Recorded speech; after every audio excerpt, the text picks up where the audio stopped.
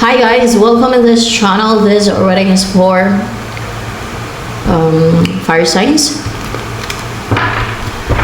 Aries, Leo, Sagittarius, your energy at this time. Energy of fire signs around this time. You're waiting kasi hindi nag-grant yung wish mo. Hindi nangyari yung gusto mo. Hindi mo nakuha ang gusto mo. You wait. Napaantay ka. May gumawa ng decision kung bakit ka nag-aantay.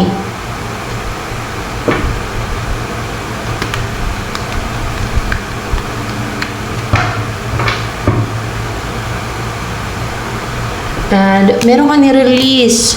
Oh, you're cold right now. Dahil kaya nag-aantay ka kasi merong na-manipulate sa isipan mo para maging cold ka. You think it's self-love or it's self-worth that you have, self-worth and self-love, but your mind is manipulated. That's why you're waiting for something to happen na makuha mo yung gusto mo. Gusto mo siya pero nag-antay ka at napaantay ka, napadelay ka bago ka mag-take na action para bago mo makuha yung gusto mo kasi na-manipulate yung isipan mo through manipulating your mind na kung maramdaman mo yun, you're cold, unemotional, maybe towards your person, kung yun ang gusto mo, hindi mo nakuha, hindi mo nagawa yung gusto mong gawin, hindi mo nakuha yung person mo, o kung ano man bagay yan, cold mo. Kasi, same lang din sa pagmatigas, na nagmatigas ka. Pinairal mo yung coldness. There's manipulation sa emotion mo and sa thoughts mo right now. At instead na i-keep mo, you release it. Na let go mo. So, more information sa'yo.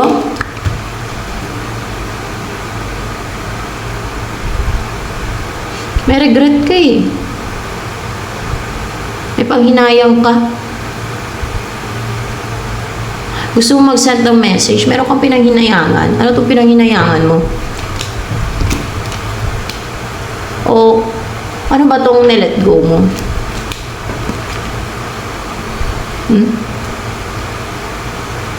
Yung magtagumpay ka sana. This is victory sana kung hindi mo nilet go at hindi ka nag-antay. Tama ba?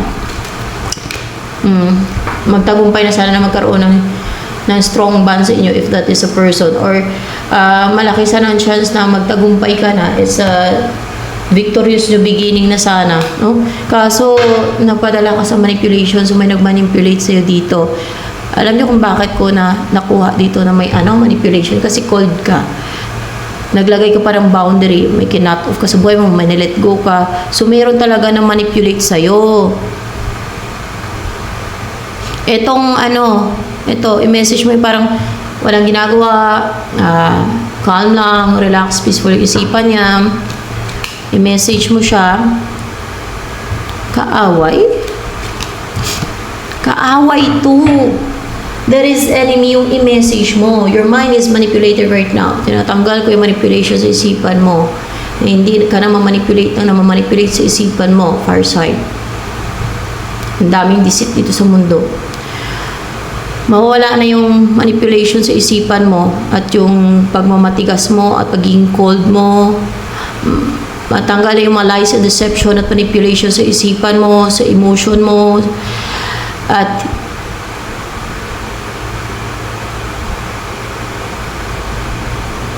hindi ka na mapasukan ng lies and deception yung isipan mo at manipulation forever. At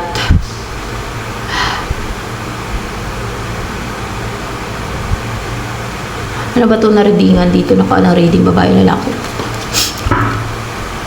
Mukhang lalaki ito.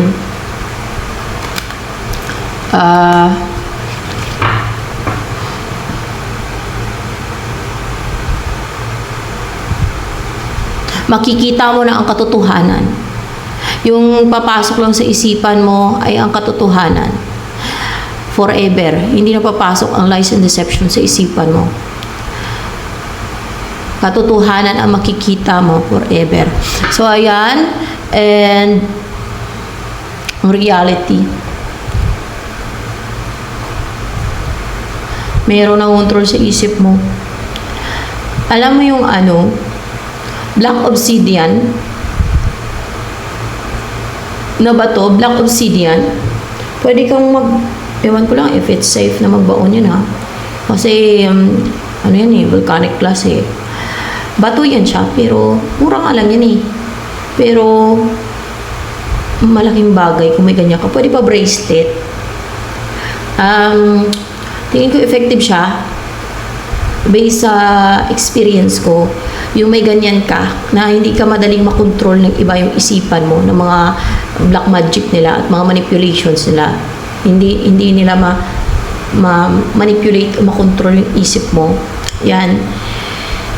Lagi ka ba nanonood dito sa channel ko? Black obsidian. Pwede din, ewan ko lang if it's safe na magbaon yan. Pero, pwede na siguro bracelet, ganyan, o sing-sing. Para yung sinesend sa'yo ng iba na energy, utos nila sa'yo, babalik daw yun eh, sa mga sender eh. So, para babalik yung energy mo na kung ano ka talaga. Para hindi nila ma-manipulate at hindi nila mapa-clouded ang judgment mo. Madami yan ang ginagamit nilang pangontra, black obsidian, yung totoong black obsidian. Eto siya guys, so, meron ako dito, kaso lang minsan lang ako maglagay. Kaya minsan parang na ano din yung isip ko eh. Oh, ito yun. Ay, golden sheen lang to. Golden sheen obsidian. Parang siyang may sheen, sheen.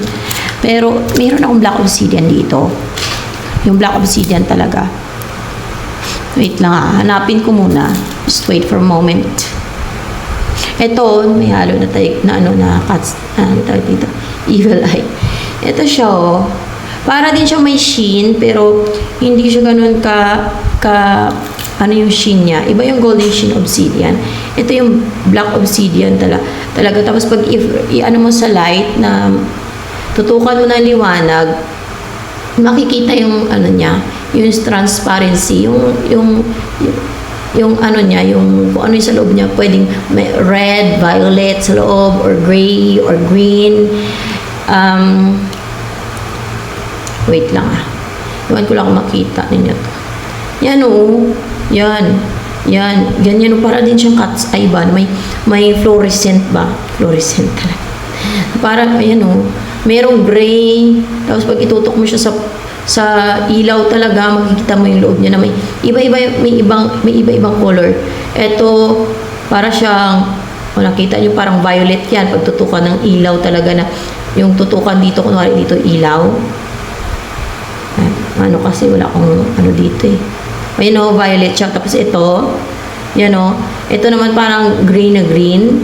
Yung sa loob niyan. Yung iba naman gray na gray. Ayan o, mga ganyan. O, di ba? Yan ang black obsidian, guys. Ito, hindi to. Evil eye yan. Evil eye stone. Yan. Kasi yung energy ng iba, tatanggalin niya sa'yo. Ibabalik niya doon sa mga kung saan ang galing yung energy ng ibang tao. Yan ang alam mo siya sa black obsidian. Kaya kung ano yung sinesend nilang energy sa'yo, o pwedeng intention nila or energy nila sa'yo, babalik doon sa kanila. No? Yan. Makakatulong yun sa'yo. Black obsidian. Mas effective ata pa ba? Kaso parang hindi din ako sure kung safe siya ibaon. Oh, ganyan siya, parang cat's eye din siya. Laking bagay, higupin yung mga negativity ba. Ito yung pangontra sa negativity to, mga ganito. Black obsidian. Yan. Para hindi ka ma-manipulate. Alam nyo, hindi nyo masabi na kaya mong kontrolin pag napasukan ka. Hindi, mapasukan ka nga eh. Manipula na yan sa isip mo, mangontrol na yan sa emotion mo, thoughts mo. Yung pag na-unite sa'yo.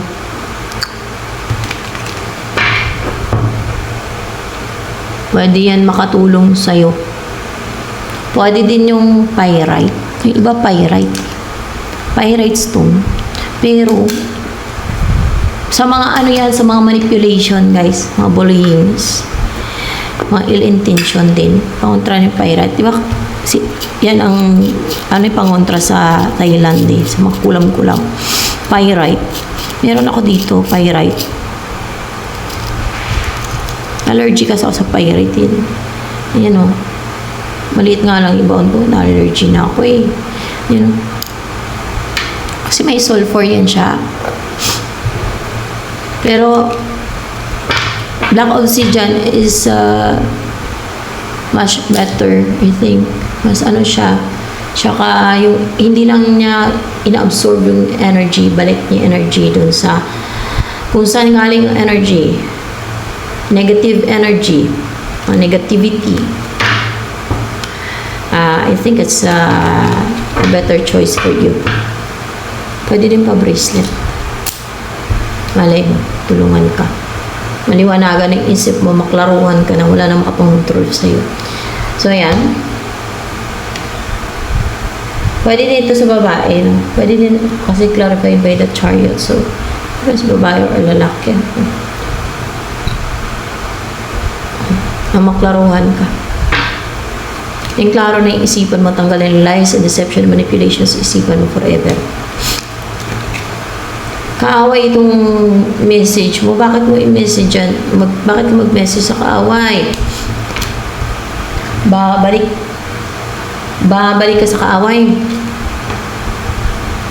Kasi na-manipulate ka, na-control ka. Enemy yan. Kaaway yan. Ibig sabihin, yan ay sa evil. Oh. Gumagawa ng witchcraft. Ginagawa ka niya ng witchcraft. Hindi yan siya sa Diyos. Yan ay kaaway. Hindi mo pagkakatiwalaan yan. At never maging, mawain sa'yo. Manipulahin ka lang yan para makuha niyang gusto niya. Wala yan silang awa. Wala yan silang konsensya. At yan, nasa isipan mo ngayon, manipulation yan. Hindi yan ang totoong ikaw. Yung thoughts mo, tingnan mo, try mo black obsidian. Much better yung pabaon kasi mabilis niya ma-absorb yung negativity sa'yo. Yung manipulation nila. Yung mga, I think, ill intentions din nila. Pati even yung mga ill intentions nila and even the, pwedeng mga ill wishes or curses. Pwede niya mahigop yun eh. Yun ang alam ko dyan eh. Even spells, I think. Maganda siya. Bilang dipinsa or pangontra kasi hindi lang siya nag-absorb. It will return the negativity and even curses sa sender, guys. No? Yan.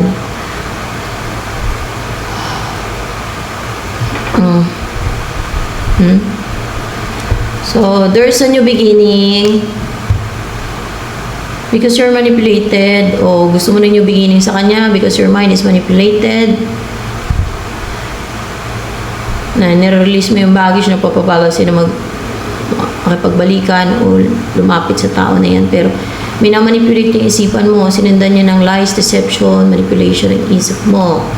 So, yan. So, para maging klaro yung isip mo din,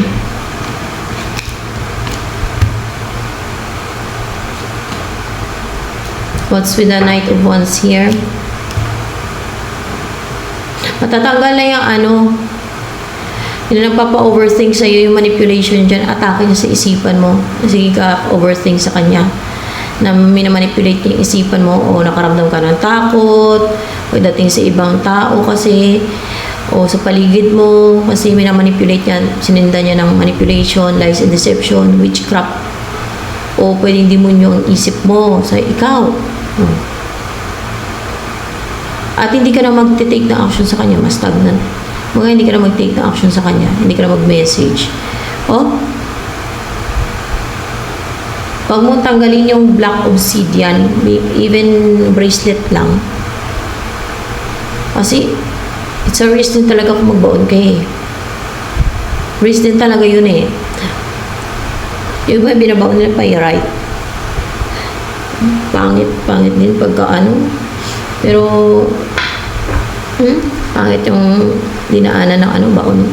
Kasi din ako kung yung mabisang pangontra eh. Kasi ang dami pinagtutulungan kasi ako ng mga alagad ng dilim ng mga witches, wizards, warlocks.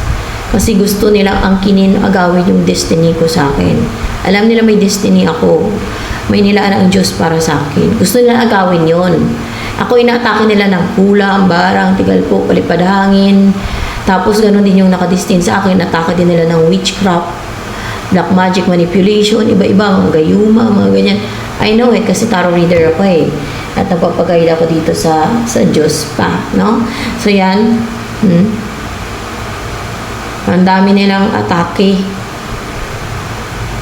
Eh, dito lang sa paligid eh. Alam niyo, umiira yung pagkagahama nila, pero sa kabilang buhay, they will experience the punishment of God eternally. Eternal na. Kasi, demonic yung ginagawa nila, kasi naman talagang punishment ng God sa kanila, kasi mga alagad sila ni Satanas, alagad sila ng dilim. At ginagawa nila yan dahil sa inggit, pagkagahama nila, kahit hindi kanila, kahit hindi naman nakadistin sa kanila. Gusto nila angkinin. Gusto nila agawin through witchcraft. Through sa pagbibinta nila ng kaluluwa nila sa devil para makahiling sila dun sa devil. I-grant ng devil yung kahilingan nila. Yan. Kaya kapag sumo sila sa devil, yan. Diba? Hindi yan nice. I'm just exposing the truth here. Ang daming deceit dito sa mundong to. Akala mo, Diyos ang nag-bless sa kanila. Hindi. Hindi lahat ng gumanda ang buhay ay galing sa Diyos ang blessing. Iba, nagbentay ng kaluluwa nila, nagsala ng kaluluwa nila, witchcraft ang kinapitan nila para gumanda at yumaman ang buhay nila. Para makuha nilang gusto nila, lahat ng gusto nila. Kaso lang, kapalit yan, kaluluwa nila, magsuffer na sa impyerno sa kabilang buhay. Wala pa namang bawian yan. Sabihin mo, sinadala mo yung kaluluwa mo sa devil o sa evil forces, fallen angels o demons, wala na. Hindi na yan mababawi. Madaming gumagawa ata niyan. Madaming bang gumagawa niyan? Bibintat na sa sandal ng kaluluwa nila. Oo, madami. Para powerful daw sila. Para makuha nila yung gusto nila. Oo, para makuha nila yung gusto nila. Para anything they want, makukuha nila. Tingin yung matalino yun. Tingin nila ngayon. Dahil may iba sa kanila, nakuha nila yung gusto nila through that. Pero sa kabilang buhay, ma-realize nila kung gaano sila kabubo, kung gaano sila katanga, kung gaano sila hina ang utak nila. Kung gaano sila puro yabang, ma-realize na puro sila yabang. Inuna nila yung yabang at gusto nilang power and control. Yung pala kay matindi pa rin kapalit, eternal pa, pagdurusa sa impyerno. Wala pa namang bawian yan. Hindi na nila iyan mababawi ang kaluluwa nila pag bininta nila at sinanla nila sa devil o sa fallen angels o sa evil forces, sa demonyo man. Talagang alipinin sila doon sa kabilang buhay, doon sa impyerno na mga pinagbintahan nila ng kaluluwa nila at pinagsanlaan nila ng kaluluwa nila. Sino asahan nila tutulong sa kanila? Si Jesus Christ?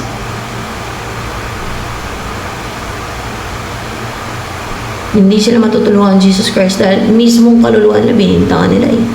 Binarter nga nila eh. At witchcraft yung ginagawa nila. Sila yung sinasabing Jesus Christ na numero uno.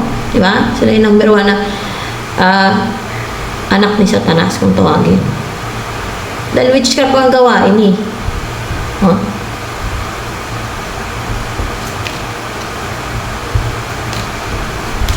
Alam niyo kung bakit ko nasabi na may nakadistance sa akin. Pero kita ng God yun eh, sa panaginip ko eh.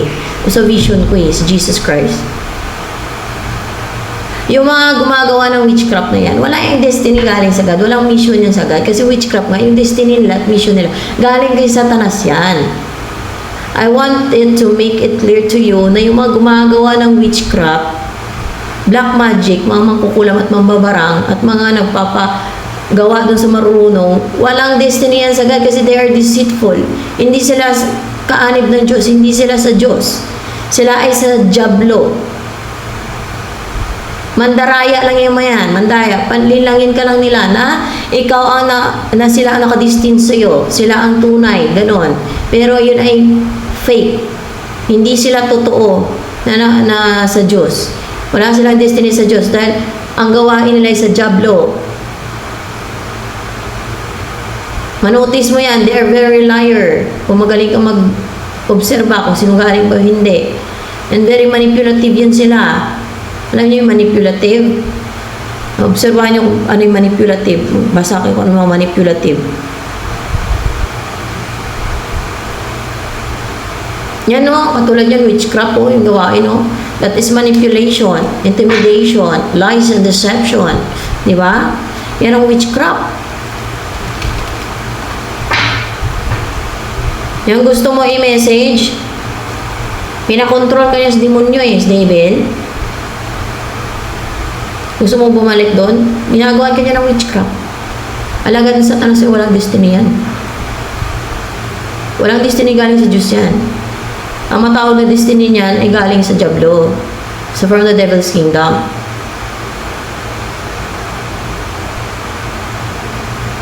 Walang nilaan ng Diyos dyan. Sa mga ganyang klase ng tao, hindi yan people of God. They are anak ni Satanas yan. Magmagaw ng witchcraft na yan. Black magic. Hindi niya nga nagawang magbago Dahil pinapahiralan pagkagahaman pagka-greedy, pagka sakim pagka-inggitira inggitiro, ganyan. Oh. Nagagawa niya nga gawa ng ganyan na walang konsensya tuloy-tuloy pa para nilinlangin ka. Pinapaniwala ka niya na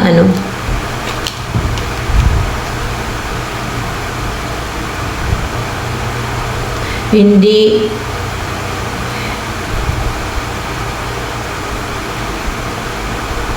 kung meron kang isang person na hindi kayo mamuhay ng prosperous, kompleto, dapat mo na i-end ang sa inyo. Dapat mo na siya i-let go. Pero sino ang manipulative dyan at pandaraya ang ginagawa sa Diablo? Lies and deception ang ginagawa niya. Siya, gumagawa ng witchcraft na yan sa'yo.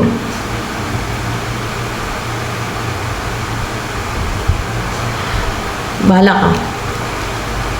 Have your own decision. Mahirap kumbinsin ng taong kung ayaw maniwala sa katotohanan. You have your own decision. Yan. Obsidian. Black obsidian. Try mo magsuot. Kaliwa kanan. Baka maliwanagan utak mo. Maliwanagan yung utak mo forever. Kung ano yung katotohanan, yun ang papasok sa isip mo, yun lang ang sa isipan mo. Hindi na papasok ang lies, deception, illusions, manipulation sa isipan mo forever. Matanggal na ang lahat ng lies, deceptions, manipulations, gawa ng witchcraft sa isipan mo at emosyon mo. Sa katawan mo, matanggal na yung lahat.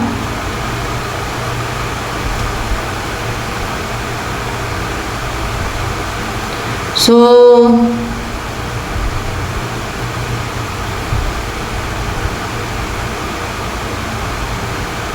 hindi magkakaroon ng pag-uusap sa inyong dalawa niyan.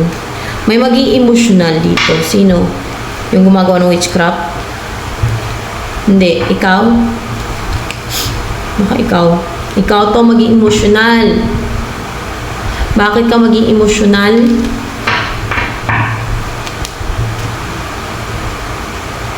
Kasi may aggressive, impulsive, nagagalit. May nagagalit. May nagagalit. Sino nagagalit? Yung gumagawa ng witchcraft sa'yo? Hindi.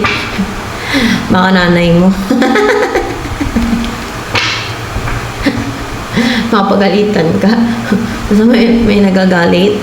Kaya maging emotional ka. Sabihin ng nanay mo, wala ka na sa sarili mo. Puro na manipulation yun sa isip mo. Lutang na isipan mo. Gising. Di ba? By the way, ako na-experience ko din yan. Kaya nga, na-share ko yan sa inyo, na-expose ko yung mga deceit nila Dahil na-experience ko yan Ay, nako guys.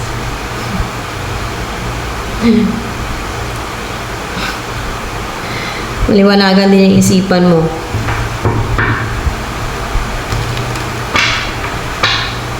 And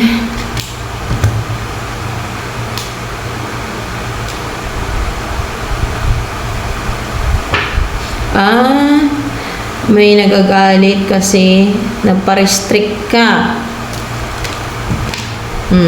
O nag-aantay ka, nagpa-restrict ka, nagpapigil ka. Sa bagay, hindi mo naman kasalanan eh.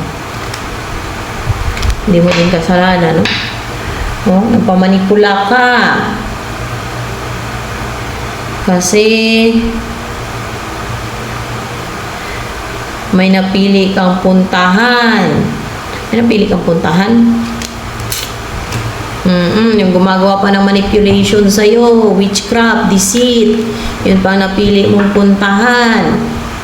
Alagad pa ng dilim, kaaway, ang iyong pinuntahan, kaya nagagalit, baka nanay mo yan. And dahil hindi ka masaya sa buhay mo na wala yan, kasi ginagawan ka nga ng witchcraft, ginagayuma ka eh. Anong utos ng God? Patayin ang mga mangkukulam. Dapat mong patayin yan. Yung gumagawa sa'yo ng witchcraft, kaysa sa ka ng Diyos. Dahil hindi yan tao. Yan ay halagad ng dilim yan. Demonyo na yan. Pag namatay yan, paging demonyo na yung kaluluwa niyan. At ikaw ay minamanipula lang yan. Patayin mo yan. Yung gumagawa ng mission mo ba sa Diyos na patayin ang mamangkukulam? Oo, mission mo sa Diyos na patayin ang mamangkukulam. Patayin mo yan. Yung namamanipula sa iyo na yan. May kakayanan ka para patayin yung mangkukulam na iyan. Mangkukulam ba yung namamanipula sa isipan mo ng restrict sa'yo? Di ba? Kaya nga nagagawa niya yun kasi mangkukulam yun eh.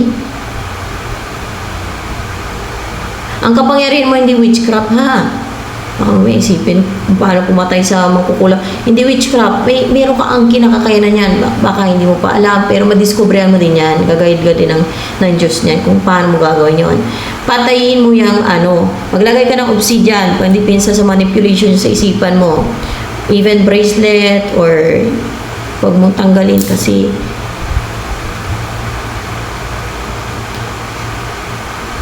mangontrol yan sa'yo.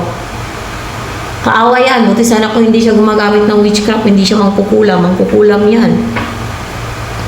Kita mo yung witch dun sa parang sa Snow White. Yan, nagiging ibon. Yan, mga ganun yan. Witch. Witch, mangkukulam. Yan, witch. Yan.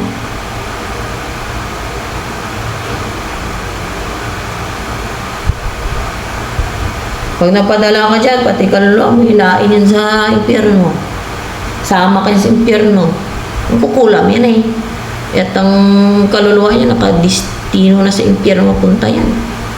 Yung buhay pa nga lang sila, masusunog na. May term yan eh. May kasabihan na buhay pa daw yung mga mangkukulam, masusunog na sa impyerno ang kaluluwa nila. Hindi yan manipulation. Sinasabi ko lang totoo dito. Baka mamaya, dahil manipulated yung isip mo, sabihin mo, may namanipula kita, na-expose ko lang katotohanan. Hindi ba totoo yung kasabihan na yun na pag mangkukulam, buhay pa nasusunog ng kaluluwa sa impyerno. Ang ibig sabihin nun, pag mangkukulam, pag once na namatayan, diretso na sa impyerno ang kaluluwa nila kasi sila ay alagad ng dilim. Hindi yan sila sa Diyos. Yung mga witches, wizards, warlocks, evil magicians. It's very clear ha. Yung pag-explain ko ha. Maglagay ka ng dipinsa mo, okay yung black obsidian. It's very effective din talaga na hindi ka mapasunod, hindi ka makontrol, hindi ma-unite yung energy niyan sa'yo. Yun yung intentions at energy niyan sa'yo, yun ang nangontrol na sa'yo. Kunwari sabihin niya sa'yo, kontakin mo ako, ganito, ganyan. Tapos may mga orasyon din sila ritual. Sa akin ka pumunta, hindi doon sa tunay na kadistin sa'yo. Ako ang isipin mo. Ikaw naman, isip ka ng isip. No? Tapos sabihin niyan, pigilan mo sarili mo na makapag-communicate sa nakadistin sa'yo. Ako ang puntahan mo, kung ako ang i-pursue mo, sabihin siguro naman kukulang, ganun yan. Diba?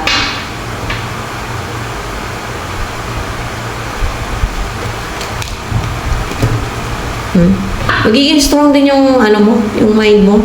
Maging powerful ka din. Huwag mong kalimutan yung black obsidian. Black obsidian, hindi to wala to, plastic lang to eh. Yan yung black obsidian, no? Yan, no? Black obsidian, yung hanapin mo sa mga crystal stores. Mamili yan ng mga crystals, ng mga gemstone, ng mga yan, no? Black obsidian, no? Yan ang tunay na black obsidian. Magkaiba yan sa golden sheen obsidian, hindi ganun ka-effective ang golden sheen obsidian. Okay? Sa pagpapabalik ng mga energies. Ito yung golden sheen obsidian. Ayan. Parang masyado siyang transparent. Ito yung black obsidian. Hindi gaano transparent. Kung maliban na kung tutukan mo ng flashlight talaga.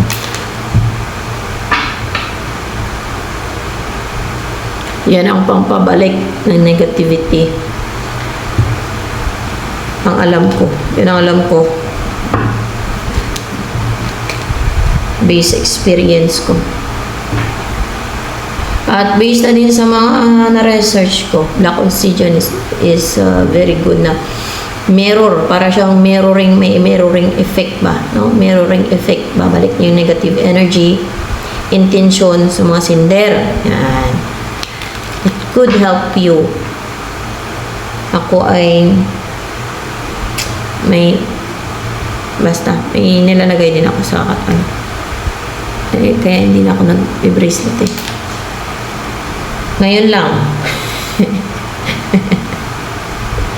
Sus, bigla ako naging active. Kita na kung gano'n ka effective. Bigla ako naging active. Yung control sa isip ko ng wizards, matawag pa naman gumagawa sa akin. Nawala. Bigla akong sumigla. Uy. Kaya, yan sabi ko sa'yo. Effective siya. Matanggal yung mga manipulation, sila lies and deception at illusion na sinenta na sa isipan mo. At yung mga energies nila, ma-separate sa'yo. Kadiri, energy ng mga witches na yan, kadiliman yan sila eh. Bakit sinabi ko ng kadiri? Kadiri, sa kadiliman sila, alagad sila ng dilim. Ay satanas yan sila. Yung kaluluwa nila, meant na mga impyerno yan. Sa Blangoy, impyerno na sa piti naman yan. Mga may sulfur na yan sila dun.